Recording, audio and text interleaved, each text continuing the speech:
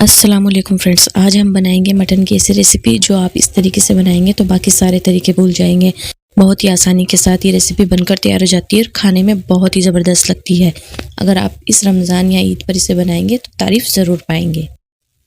इस मटन कौरमे की खासियत ये है कि इसमें बोटियों तक मसाला अंदर तक अच्छे से जाता है और ग्रेवी के साथ साथ जो मटन के पीसेस होते हैं वो भी खाने में बहुत ही फ्लेवरफुल लगते हैं।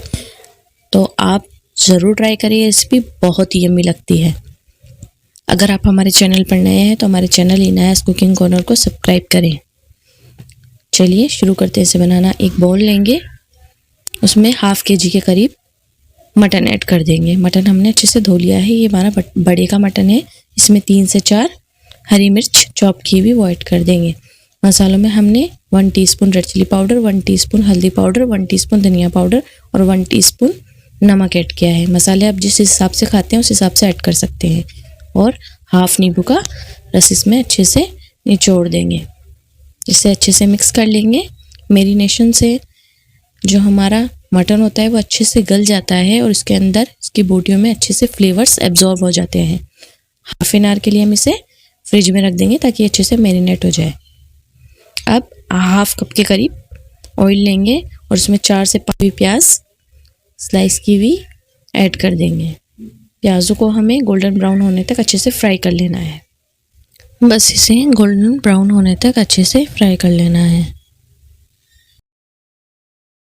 प्याज हमारी गोल्डन ब्राउन हो चुकी है, बस ऐसे ही हमें चाहिए।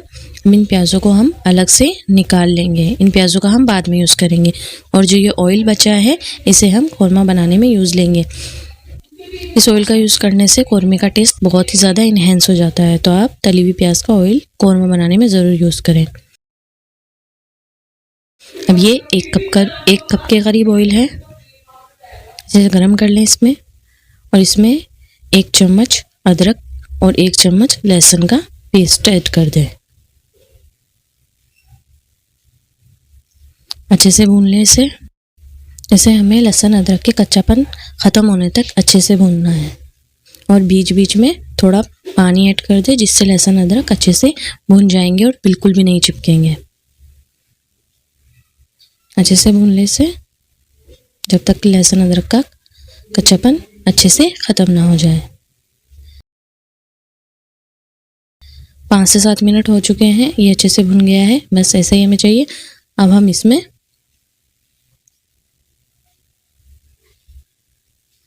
जो हमने मटन मैरिनेट किया था वो ऐड कर देंगे और इसे थोड़ी सी देर भून लेंगे। अब हम इस मसालों में हमने 1 टीस्पून ज़ीरा पाउडर, 1 टीस्पून काली मिर्च पाउडर, 5 से 6 इलायची, 5 से 6 लौंग और 1 दालचीनी का टुकड़ा शामिल किया है। ये इसमें हम ऐड कर देंगे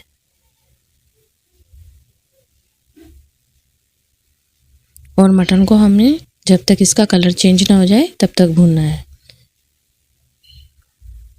अच्छे से भूने इसे।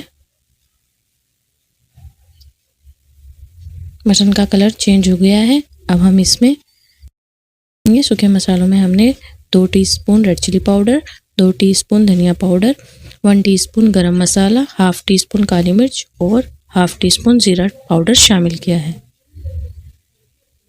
इसमें सारे मसाले ऐड कर देने हैं। बस हमें रेड चिली पाउडर को अभी ऐड नहीं किया। रेड चिली पाउडर को हम पानी में घोलकर ऐड करेंगे। पानी में घोलकर रेड चिली पाउडर को ऐड करने से कौरमे की रंगत बहुत ही अच्छी आती है। अच्छे से भून लें इसे और हाफ कप के करीब पानी ऐड कर दें जिससे मसाला हमारा अच्छे से भुन जाएगा। इसे हमें ऑयल रिलीज़ होने तक अच्छे से भून लेना है। ये देखें, इसका ऑयल रिलीज़ हो गया है, ये अच्छे से भुन गया है। अब हम इसमें दही ऐड करेंगे।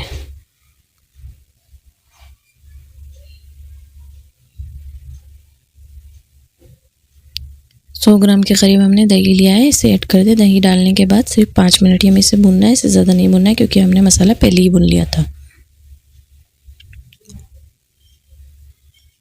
5 मिनट हो गए हैं, ये अच्छे से भुन गया है। अब हम इसमें 2 कप के करीब पानी ऐड कर देंगे और 3 से 4 सीटी आने तक इसे अच्छे से पका लेंगे।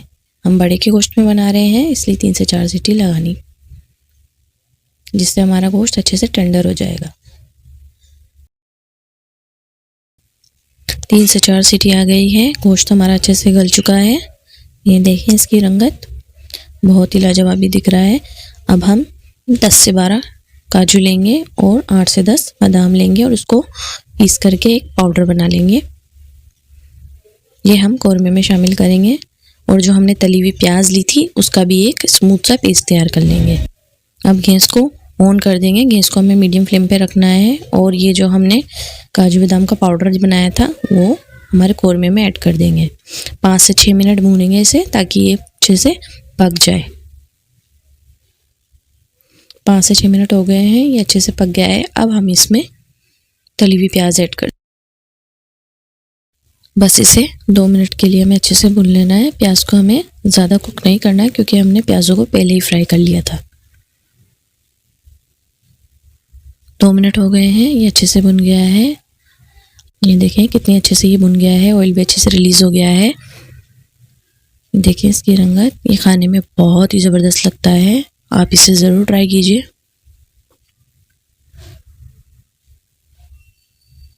इसमें हरा धनिया ऐड कर देंगे और गैस की फ्लेम को लो ऑफ कर देंगे। ये देखें इसकी रंगत, ये कितना लाजवाब दिख रहा है और खाने में भी ये उतना ही जायकेदार है। तो ज़रूर ट्राई करें इस रेसिपी को। बस तैयार है हमारा ये दावतों वाला स्पेशल मटन कौरमा जो खाने में बहुत ही लाजवाब और जायकेदार लगता है। बस आप हमारे बताए गए सभी स्टेप को अच्छे से फॉलो करते जाएं, ऐसा कौरमा तैयार होगा कि आप उंगलियां चाटते रह जाएंगे।